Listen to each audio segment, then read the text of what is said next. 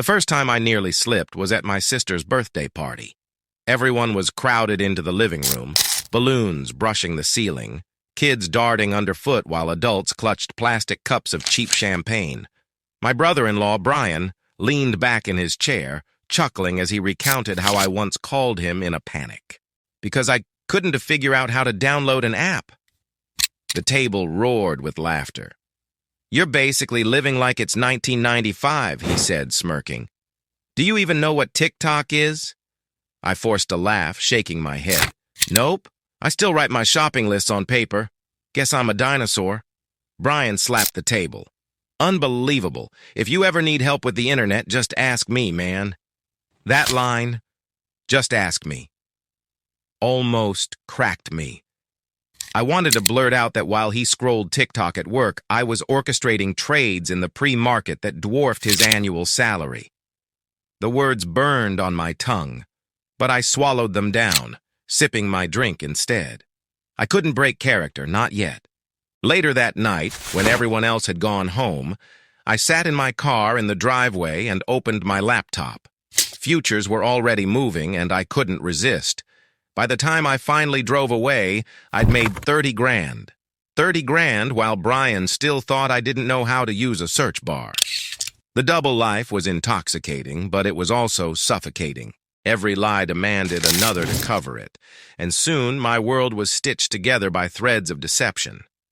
Eric, my roommate, once caught a glimpse of my trading setup when I forgot to shut the door. He froze in the hallway. "What is all this?" he asked, eyes darting across the monitors glowing with candlestick charts. My brain scrambled for an excuse. "It's, just a game. Like, stock market simulator. You know? Fake money." He squinted. "Huh. Looks complicated." "Yeah," I said quickly. "Totally fake, though. Just for fun." He shrugged, yawning, and went to bed. My heart pounded as I locked the door behind him. That was too close. The truth was, I wasn't playing a game. I was holding positions so large I could have bought his car outright with the profit from a single trade. But lying had become second nature. I wore it like armor, keeping everyone at arm's length while I operated in the shadows. By the time my portfolio reached 7 figures, the act started to feel like a prison. I couldn't celebrate my success with anyone. I couldn't but tell my family that their struggling son could easily pay off their mortgages. I couldn't but confide in Eric that I could cover his rent for the next 10 years without blinking. The secrecy weighed on me, pressing down harder with every passing day. One Friday evening, after the market closed, I found myself staring at the glow of my screens in silence. No trades, no alerts, just me and the numbers. $5 million. I should have felt triumphant, unstoppable. Instead, I felt hollow. What was the point of all this wealth if I couldn't share it with the people I loved? But even as that thought gnawed at me, another voice whispered, "They wouldn't understand. They'd never believe you could do it. They'd ask questions, want explanations, maybe even resent you. Better to let them keep underestimating you. Better to stay hidden." That night, I dreamed I was back at the dinner table, my relatives laughing about my technophobia. Only this time I slammed my laptop down in front of them, showing the numbers, daring them to laugh again. But when I woke up, drenched in sweat, the laptop was still on my desk. The secret still mine alone. I decided then that the double life couldn't last forever. At some point, I'd have to choose. Keep hiding behind the mask of ignorance, or tear it off and face whatever came after. The question was, when the moment came, would I have the courage to finally tell them who I really was? The moment crept up on me in the most ordinary of places, a grocery store checkout line. I was standing there, basket full of instant noodles and energy drinks, when my phone buzzed with an alert. My hands trembled as I opened it. One of my largest positions had just skyrocketed after an unexpected acquisition announcement. In the time it took for the cashier to scan a loaf of bread, I'd made more than she'd earn in 3 years. "Do you have the rewards card?" she asked, smiling politely. I fumbled, suddenly aware of how absurd it was. I was standing there like any other broke 20-something, counting coins in my pocket, when in reality, I could have bought the entire store. My throat tightened. The lie wasn't just suffocating me anymore. It was starting to feel grotesque. That night, I sat at my desk and stared at the glowing $5,187,000 balance on my screen. My reflection wavered in the black border of the monitor, pale and tired, eyes ringed with shadows. I whispered into the silence. What am I doing? I could almost hear my dad's voice. Son, you're falling behind. Everyone else is moving forward with technology, and you're stuck in the past. If only he knew. A week later, I found myself back at my parents' house for Sunday dinner. The smell of roast chicken filled the kitchen, warm and familiar. My father sat at the head of the table, his silver hair glinting in the light. My mother moved between stove and table with practiced ease, humming to herself. My sister and Brian were already there, the usual laughter bouncing off the walls. So, my dad said between bites, how's work? Still struggling with that old computer? The words stabbed deeper than I expected. My fork hovered in midair, and for a moment I almost confessed everything. The trades, the sleepless nights, the millions. I imagined the silence that would fall, the disbelief, the way their faces would shift from pity to shock. But I didn't. I swallowed the words like poison and forced a smile. Yeah, still struggling. Brian chuckled. Man, you're hopeless. The table erupted in laughter again. My mother shook her head affectionately. My father sighed, and I laughed along with them. But inside, my chest was a furnace. After dinner, I stepped outside into the cool night air, the stars sharp above me. I pulled out my phone and checked my positions. Another surge. My account was up another $100,000 since the afternoon. I stared at the number, and something inside me shifted. Why was I letting them laugh at me? Why was I hiding like some criminal when all I had done was outsmart a system built to crush ordinary people? I wasn't weak or helpless. I wasn't the fool they thought I was. I was something else entirely. Hey, my father's voice called from the porch. I turned, startled. He stood there, hands in his pockets, studying me. You okay? Yeah, I said quickly. Just needed some air. He nodded slowly. You know, you don't have to prove anything to us. We just want you to be happy. The words hit me harder than I expected. I almost broke right there, almost told him everything. But instead, I just nodded and slipped my phone back into my pocket. That night, lying in bed, I made a decision. The mask had served its purpose. It had protected me while I built my empire in secret. But $5 million wasn't something you hid forever. The question wasn't if I'd reveal the truth. The question was, how? Would I casually drop it into conversation, letting the numbers speak for themselves? Would I show up one day with a house deed, a gift from my parents, proof that their backward son had outpaced them all? Or would I let the world keep underestimating me until the day I vanished from my job, my debts, my old life, leaving only questions behind? The decision haunted me as I lay awake, staring at the ceiling. The lie had given me power, but the truth could set me free, or destroy everything I'd built. I didn't expect the breaking point to arrive at work. It was a Tuesday morning, fluorescent lights buzzing overhead, the office alive with the smell of burnt coffee and stale printer ink. I was half listening to my boss drone through another tedious meeting about quarterly targets, when a notification buzzed on my hidden phone under the desk. My thumb swiped almost on instinct. The chart lit up. One of my biotech plays had just hit an all-time high. My account balance leapt by $500,000 in seconds. My pulse roared in my ears. I sat there, surrounded by colleagues debating how to shave 5% off operational costs, while in my pocket, I'd just made more money than the company AS entire department budget. Are you paying attention? My boss snapped, noticing my glazed stare. Everyone turned toward me, the same smirks, the same mocking eyes. Sorry, I mumbled, still trying to figure out the spreadsheet shortcut. A ripple of laughter spread through the room. Classic, my coworker muttered. The guy can't even copy-paste. Something inside me cracked. That night, I sat in my apartment with the lights off, the glow of my monitors burning into me.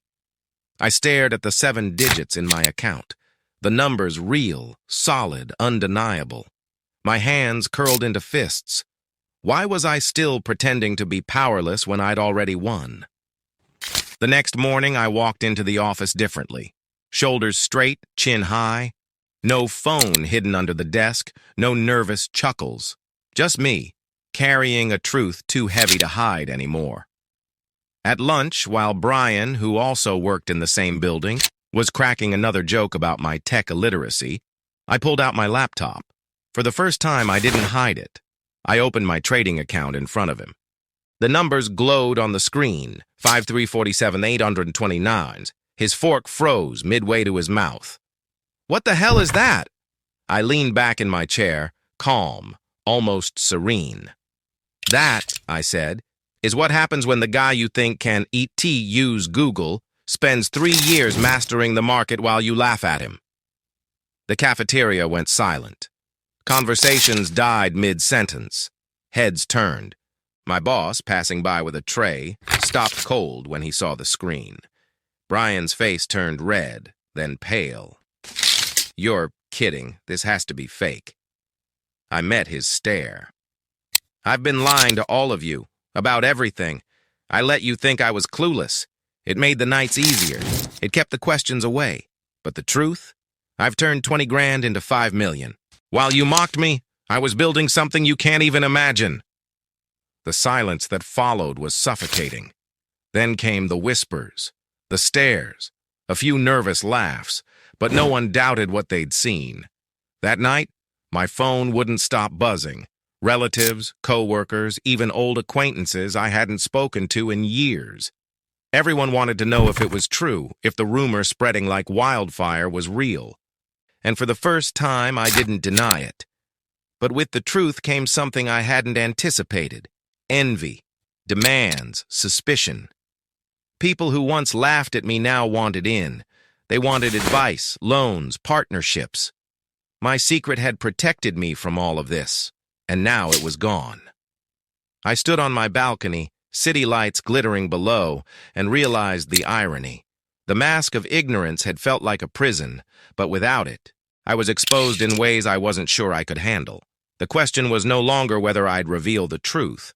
It was whether I could survive what came after. The fallout was faster, sharper, and more vicious than I ever imagined. At first, it was awe. Texts poured in like confetti. Bro, teach me how to trade.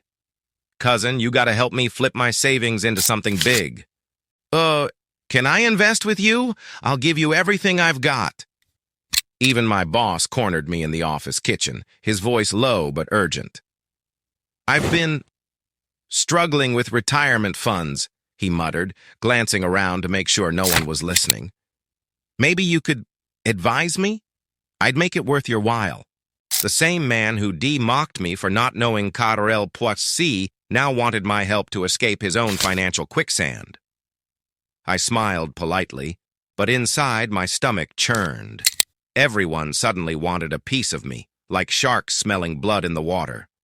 But awe curdled quickly into something darker. The same colleagues who once laughed at me now whispered when I walked past.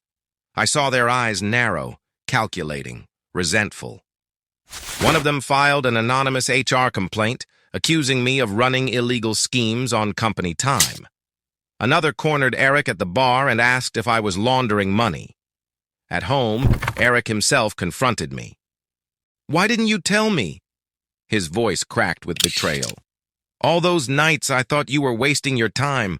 All those times I asked to borrow $20.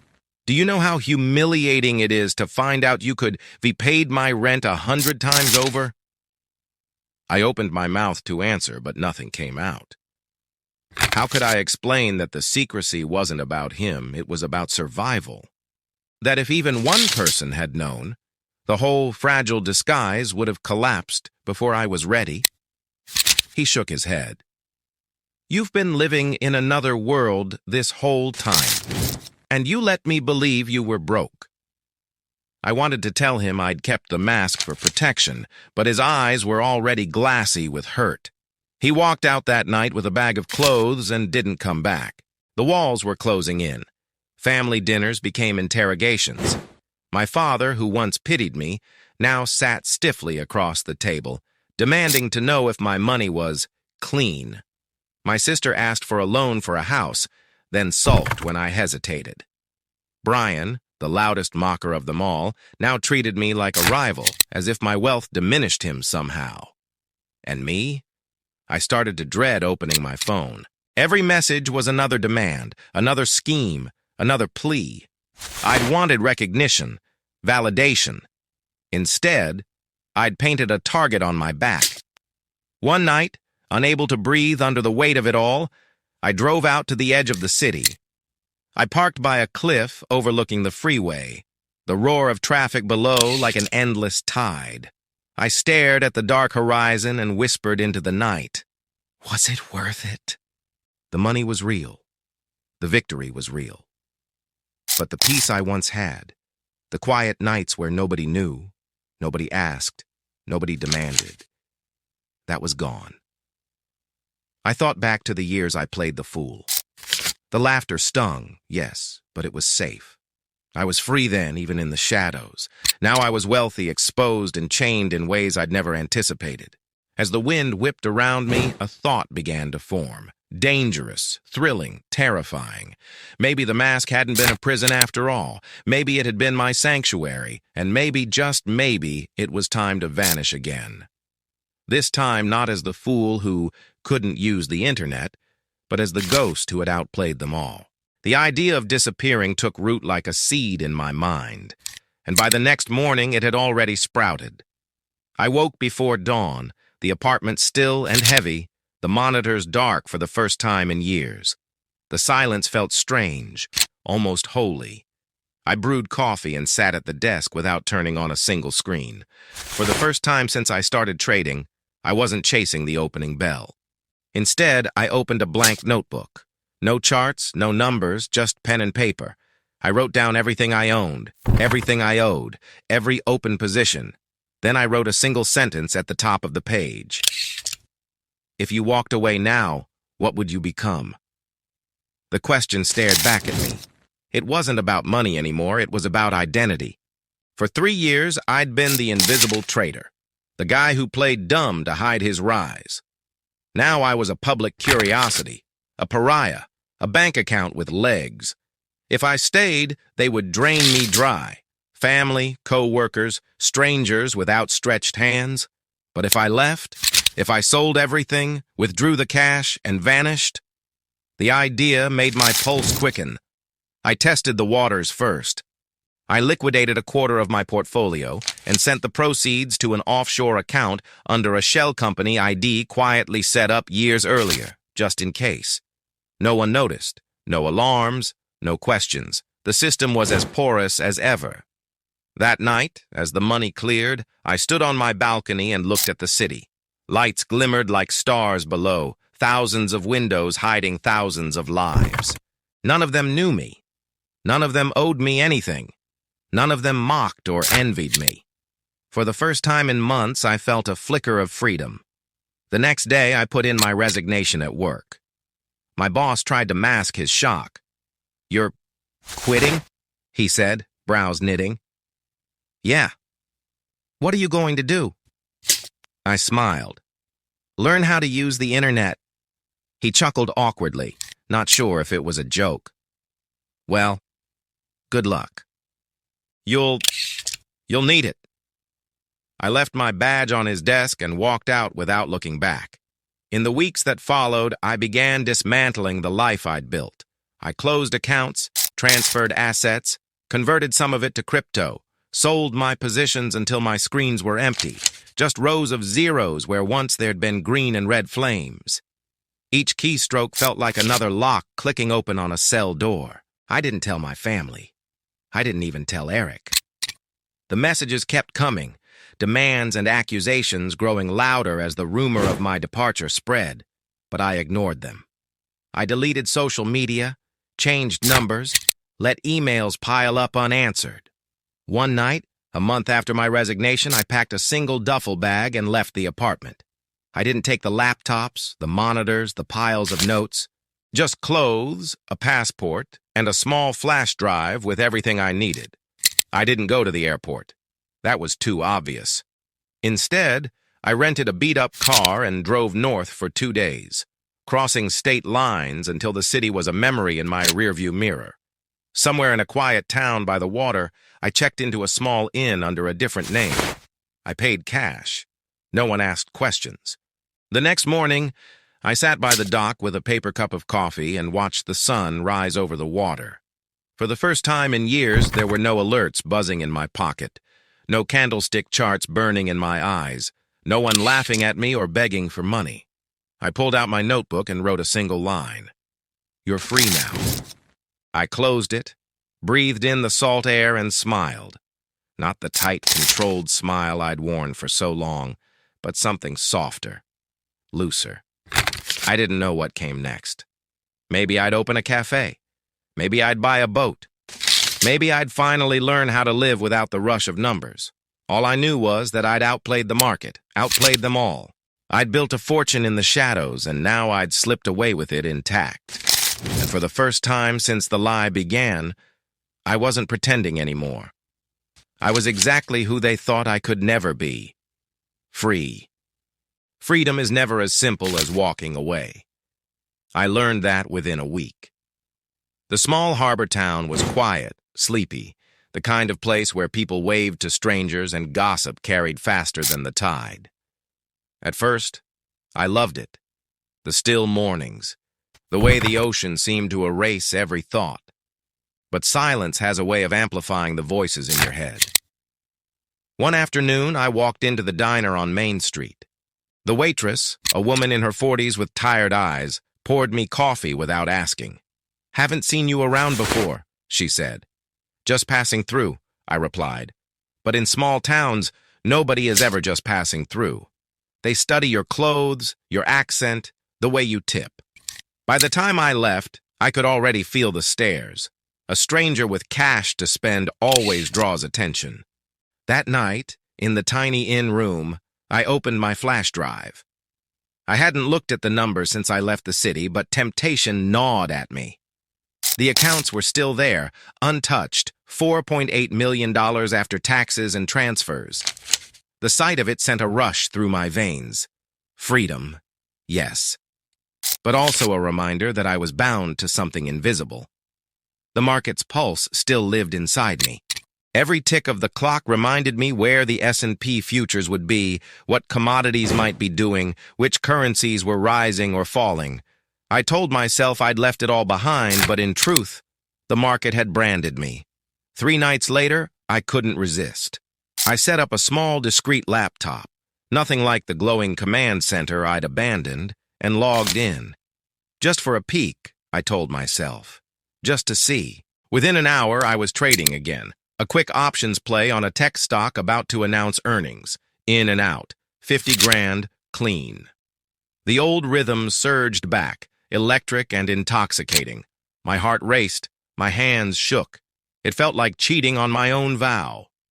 The next morning, walking the dock with coffee in hand, I realized something terrifying. I couldn't let it go. I wasn't addicted to the money. I had more than enough. I was addicted to the game. The rush of beating the algorithms, outthinking the herd, catching the wave seconds before it crested. But with the game came the risk. If I kept trading, sooner or later someone would notice. My footprint would surface, my shell accounts would be traced, and the mask I'd so carefully built would unravel again. That evening, as the sun sank behind the water, a fisherman struck up a conversation. Weathered face, rough hands, salt in his beard. "What brings you here?" he asked. "Looking for a quieter life," I said. He chuckled. "Quiet's harder than it looks. Ocean doesn't stay calm forever. Storm always comes back around." His words landed heavy, because deep down I knew he was right. The storm inside me hadn't passed. It was only circling. I stood on the pier that night staring at the waves and asked myself the question I'd been avoiding. Can you really disappear, or are you just waiting for the game to drag you back in? And for the first time since I'd run, I wasn't sure of the answer. The storm came sooner than I thought. It began with a knock at my door. 3 quick raps, sharp and deliberate. I froze, coffee mug halfway to my lips. No one knew me here. No one should have been looking for me. I opened the door a crack. A man in a navy windbreaker stood on the porch, his hair cropped short, his gaze steady. He didn't smile. "Mr. he said, using the alias I'd checked in under. "Mind if I ask you a few questions?"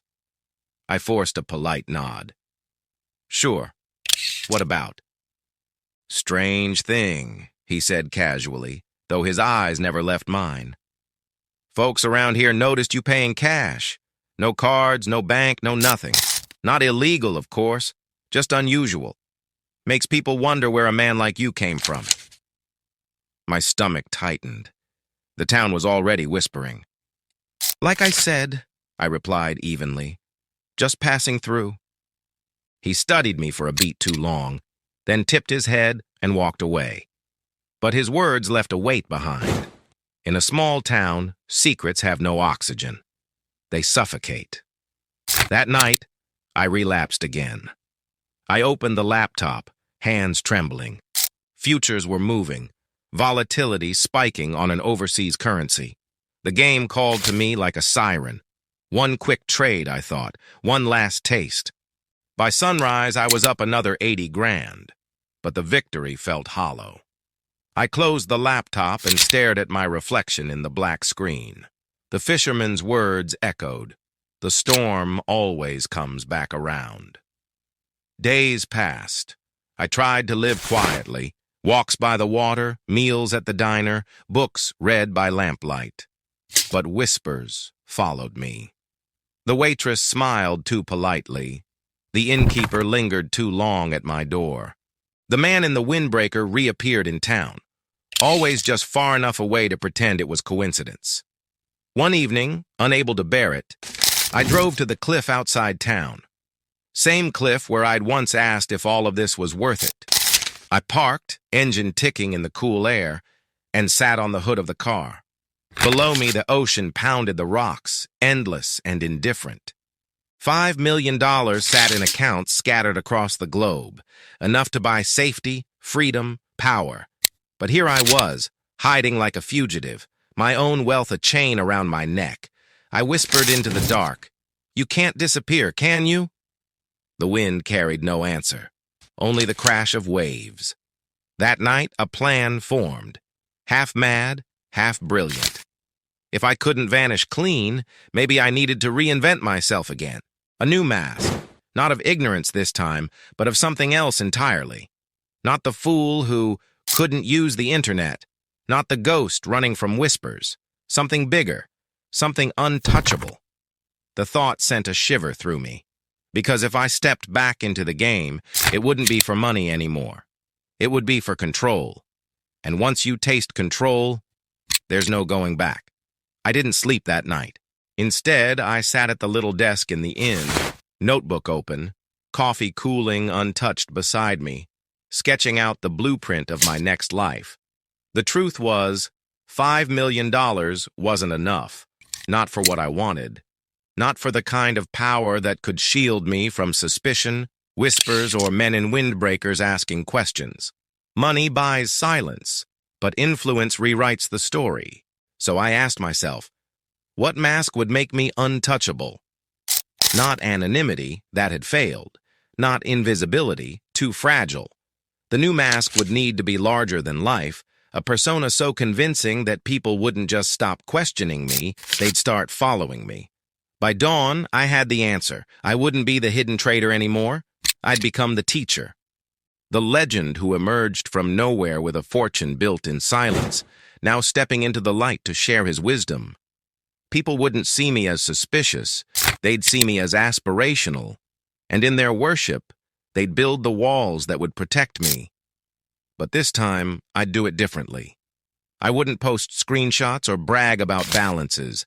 That only draws regulators and parasites. No, I'd control the story, craft the myth, appear just enough to inspire, vanish just enough to remain mysterious. I closed the notebook and felt the hum in my chest. The market wasn't done with me. I'd tried to quit, tried to vanish, but the storm had followed me anyway.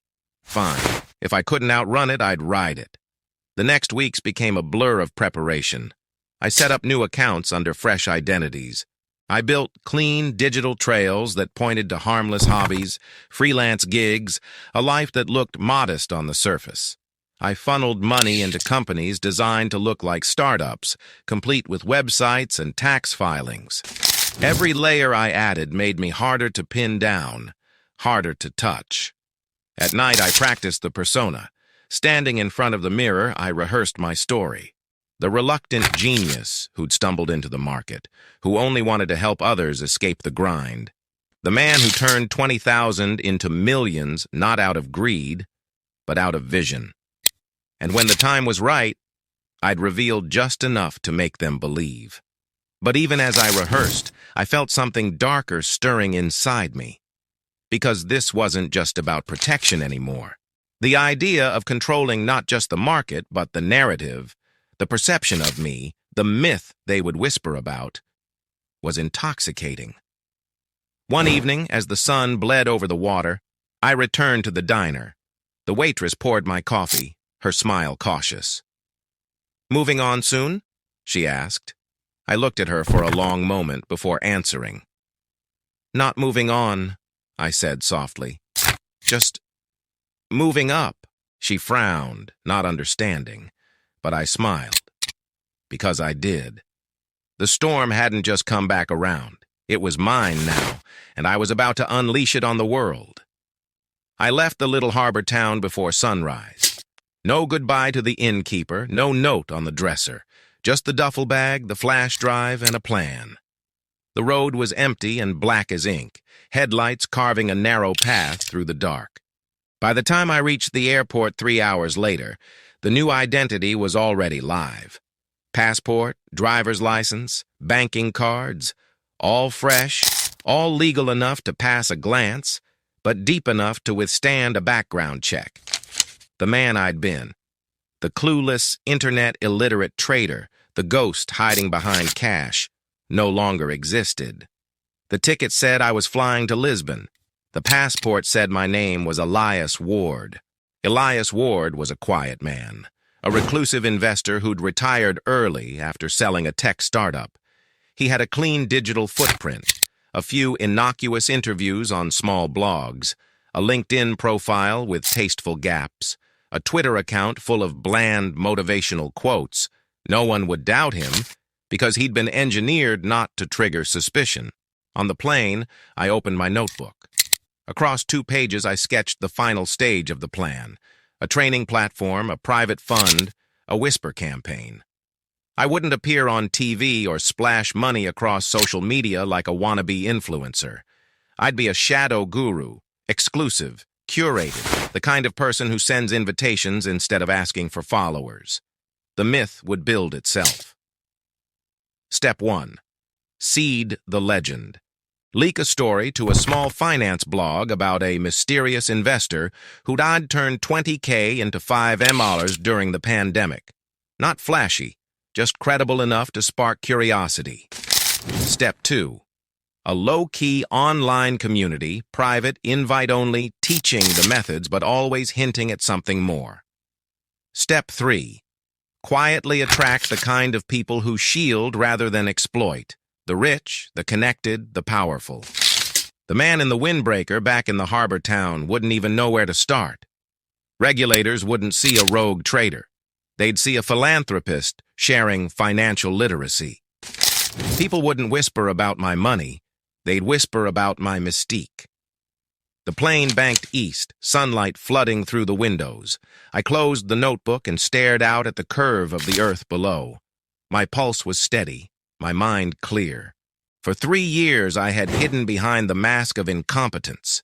For months, I had hidden behind the mask of disappearance. Now I was stepping into a new mask entirely, one that didn't shrink or apologize, one that expanded until it filled the whole room. I wasn't pretending anymore. This was the game at its purest form, not just beating the market, but shaping the story people told about me. And as Lisbon's coastline came into view, white buildings scattered like bones against the blue sea, I realized something that made me smile for the first time in weeks. I hadn't just outplayed them. I'd outgrown them. The game was no longer about survival. It was about empire. And this time, no one would ever see it coming. Lisbon welcomed me like an old conspirator. Bright sun on tiled streets, the smell of grilled sardines wafting through alleyways, tram bells clanging against the hum of the city. I rented a modest flat overlooking the Tagus River. Nothing extravagant, just enough to blend in. Elias Ward wasn't supposed to stand out. He was supposed to seem comfortably wealthy, quietly content. But behind the facade, the work began. At night, I set up a secure network across burner laptops and encrypted drives. My old trading stations had been loud, dozens of screens glowing like a cockpit. Now my tools were lean, surgical. I didn't need the spectacle anymore, just the precision. The first move was subtle. I reached out to a small but credible financial blogger, someone hungry for clicks but not connected enough to sniff a trap. I sent an anonymous tip about a quiet investor who had outperformed every hedge fund on the planet during the pandemic. Attached was just enough documentation to tantalize, screenshots scrubbed clean of identifiers, carefully staged to look like a leak. The article went live within a week. The Phantom Trader: How One Man Turned $20,000 into $5 million in Silence. It spread like smoke through niche circles. Finance Twitter debated it, skeptical but fascinated. Reddit traders tore it apart, some screaming fake, others insisting they'd heard whispers of me before. None of it mattered. The legend was seeded. Step 2 came quickly, the creation of the Ward Method.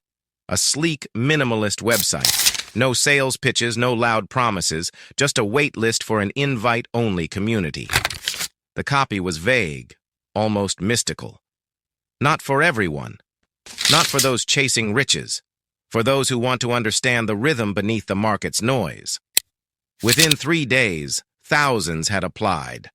I didn't let them all in, of course. Exclusivity was the bait. I handpicked a few dozen, granting access to a forum hosted on a private server. Inside, I dropped fragments, charts annotated with cryptic notes, journal entries about lessons learned, never full explanations, just enough to spark obsession. They began dissecting every word, every clue, turning me into more than a teacher, into a prophet. The irony wasn't lost on me. These people thought I was giving them wisdom, when in reality, I was studying them. Their reactions, their fears, their greed, live data, richer than any Bloomberg terminal. They became my test subjects, and with their mistakes, I sharpened my edge. But the real play wasn't the community. It was who the community attracted. Within weeks, emails trickled in from men with family offices, quiet billionaires, heirs of dynasties who didn't want their names on the forums, but wanted me.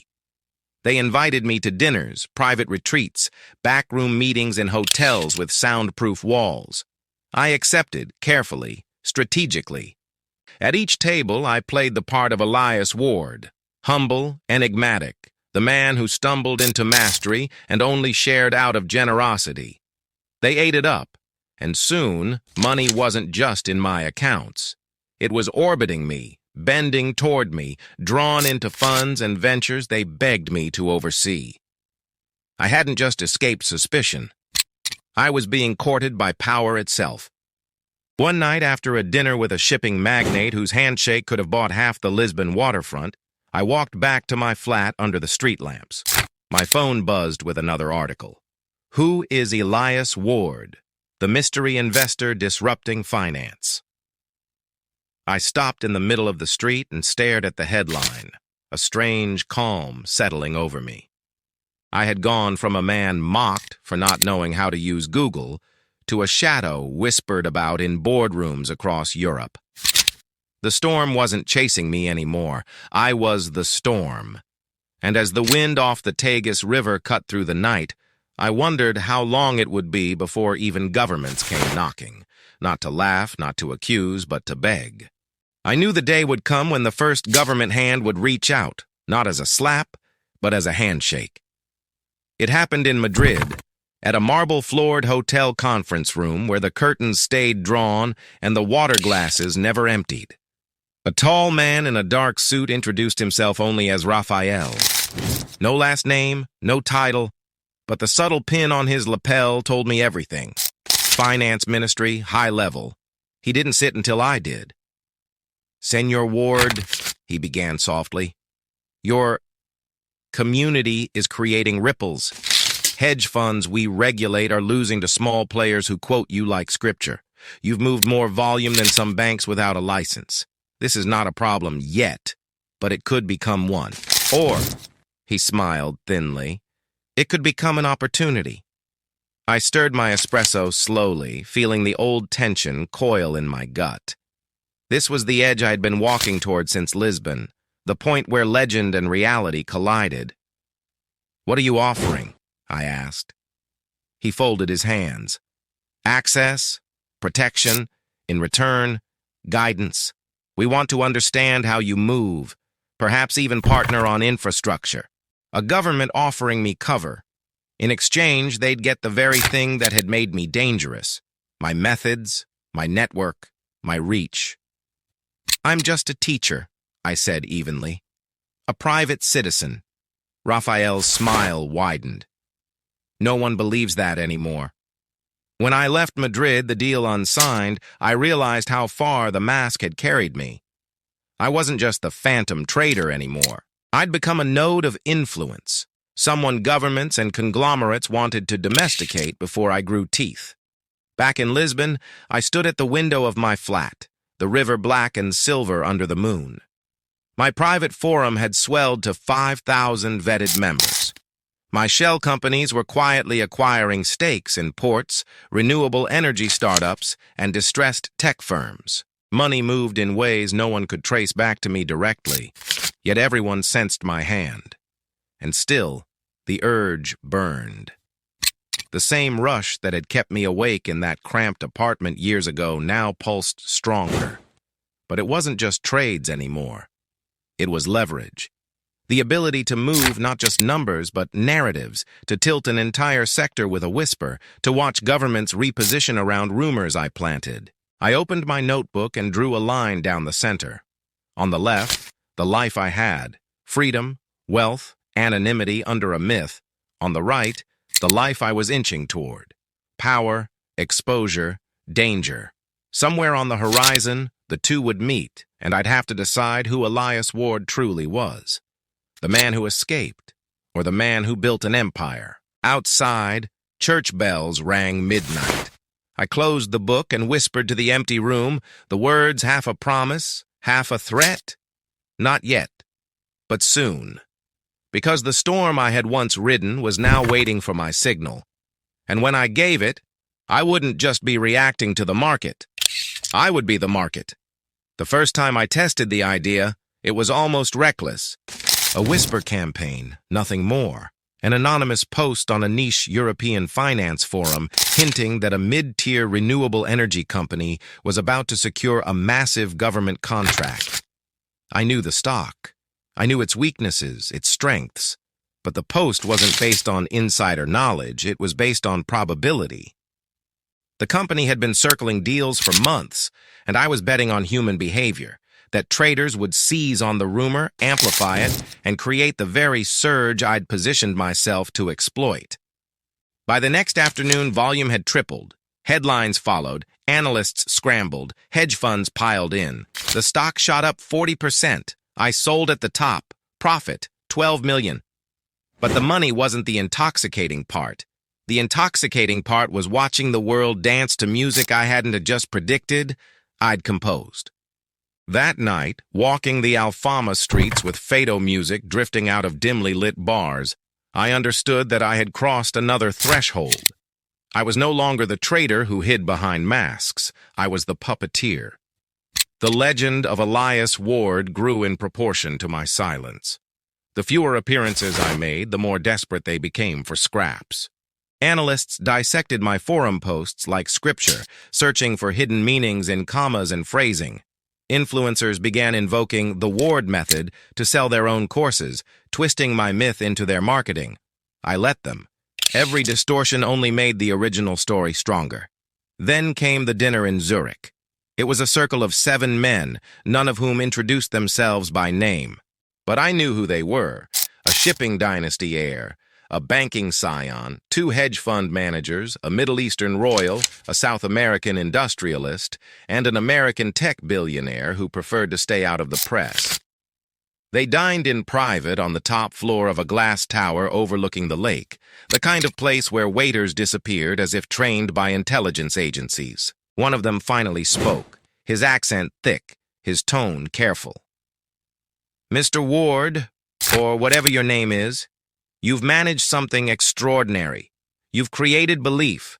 Markets are not numbers. They are belief. And belief is power.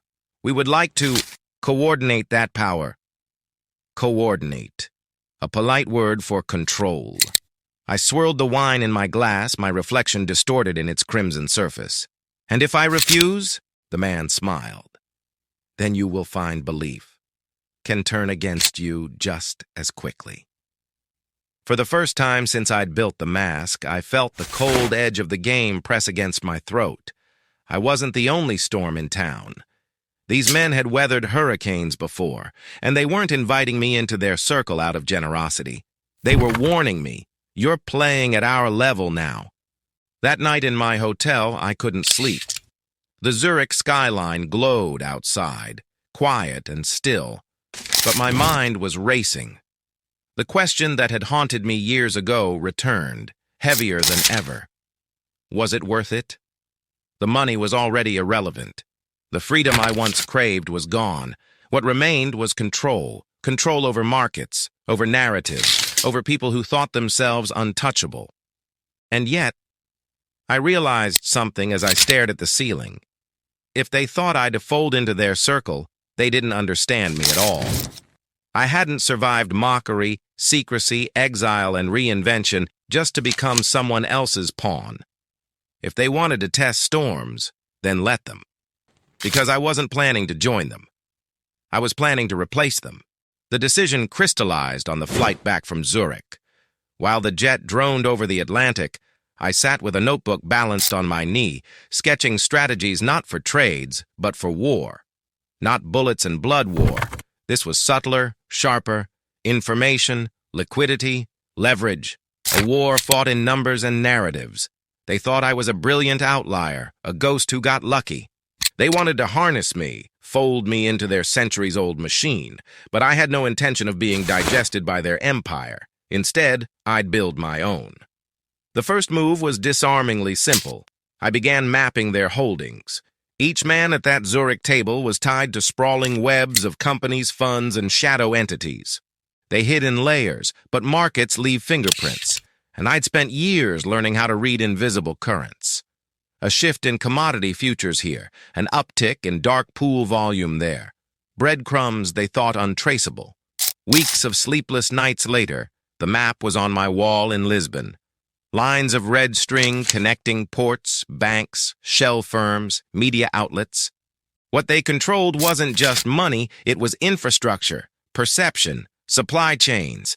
But maps reveal weaknesses as much as strength, and their weakness was arrogance. They believed themselves beyond exposure, too large to be challenged. So I decided my next trade wouldn't be for profit. It would be for demonstration. I chose a single company. A logistics subsidiary tied to one of the dynasties. Quiet, stable, boring, until I pushed. I seeded whispers in forums, leaked insider memos to journalists I knew were hungry for a scoop, and orchestrated a sudden surge of short interest.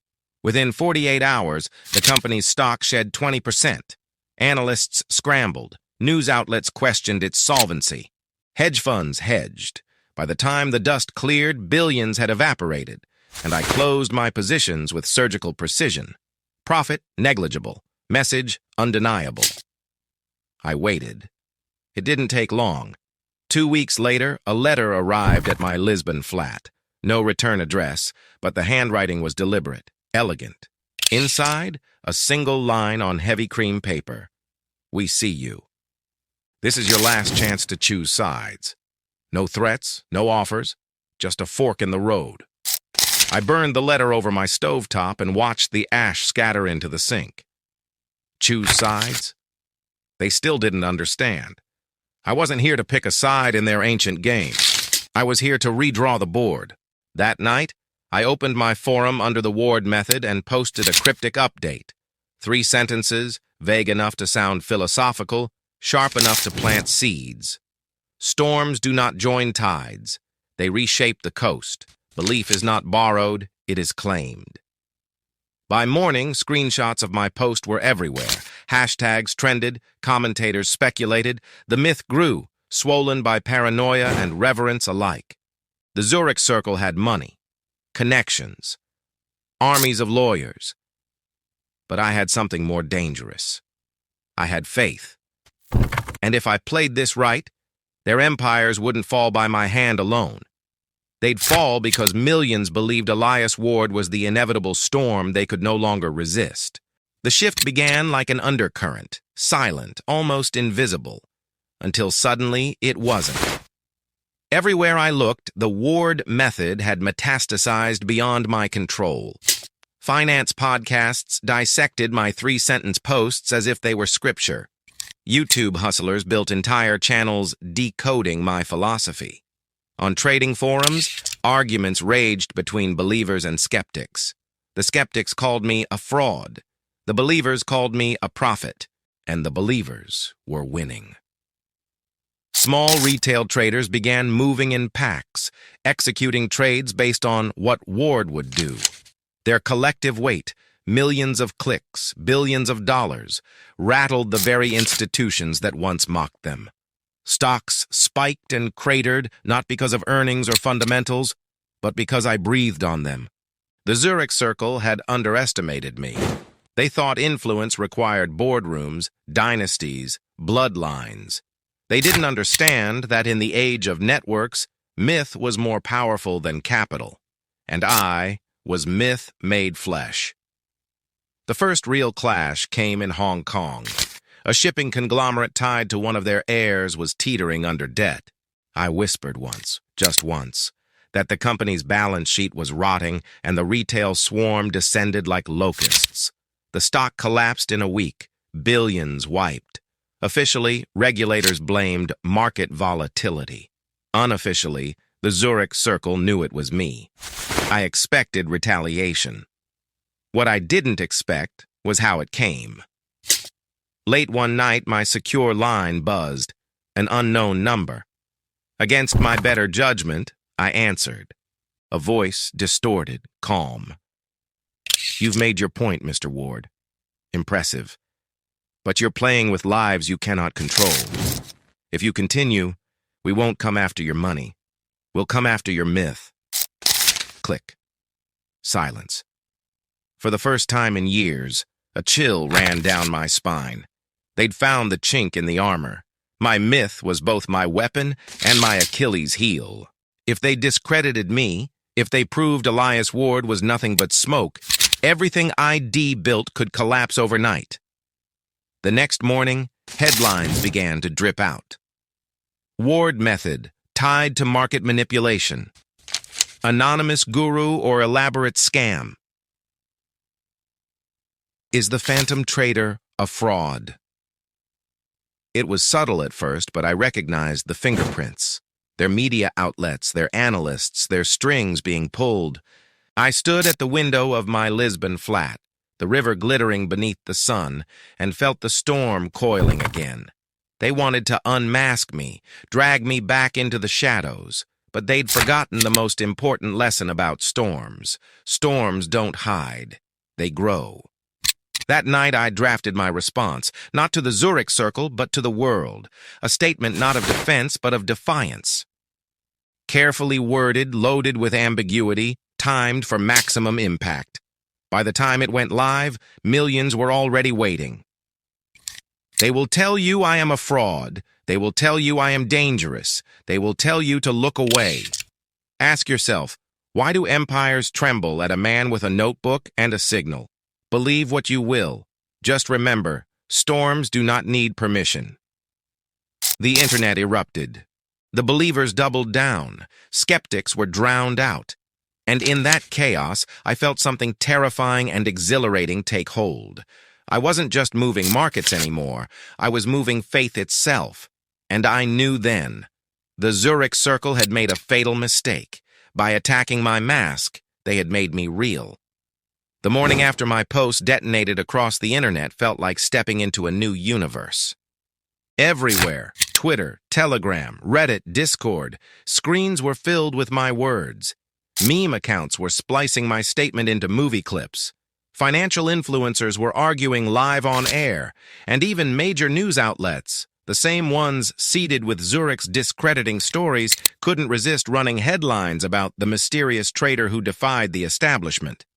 I'd gambled everything on one idea, that the Zurich Circle was too slow to adapt, that their attack would backfire if I turned it into a story of David versus Goliath. And it had. Overnight, the Ward Method forums doubled in size. New members arrived not to learn, but to act. They weren't just traders anymore. They were believers, activists, insurgents of finance. 1 million micro trades executed by thousands of anonymous hands, all in sync.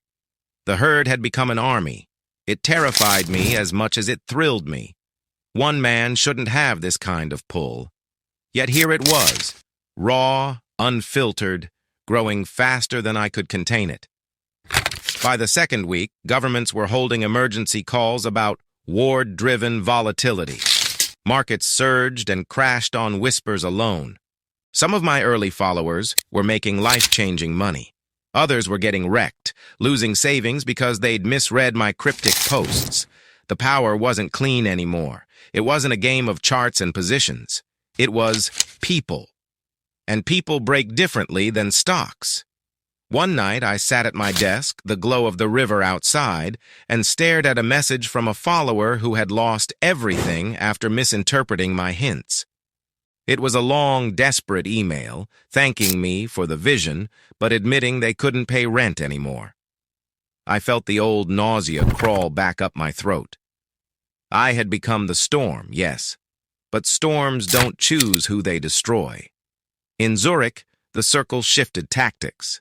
Instead of trying to smear me, they began co-opting me, anonymous accounts posting insider Ward predictions that weren't mine. Coordinated trades meant to mimic my followers and then implode. If they couldn't stop the movement, they would poison it. I understood what was happening, but I also knew something they didn't. My myth didn't live in accounts or predictions. It lived in the idea of me, and if they wanted to play at myth-making, I could go deeper. I wrote another post, even shorter than before. Storms don't last forever, but they leave new coastlines. Ask yourself, which side of the tide are you on? No instructions, no ticker symbols, no hints, just an image of a cracked marble statue, the old order breaking. The reaction was nuclear. People weren't trading on signals anymore. They were trading on defiance. The Zurich Circle had unleashed a beast it couldn't cage. I closed my laptop and stepped out onto the balcony, the Lisbon night warm on my skin. Below, the city moved like a living thing, unaware of the invisible currents ripping through the financial world. I whispered to myself, barely audible over the hum of traffic. You wanted to replace them.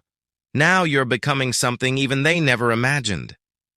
And for the first time, I wondered, not if I could win, but whether anyone could survive what I had built.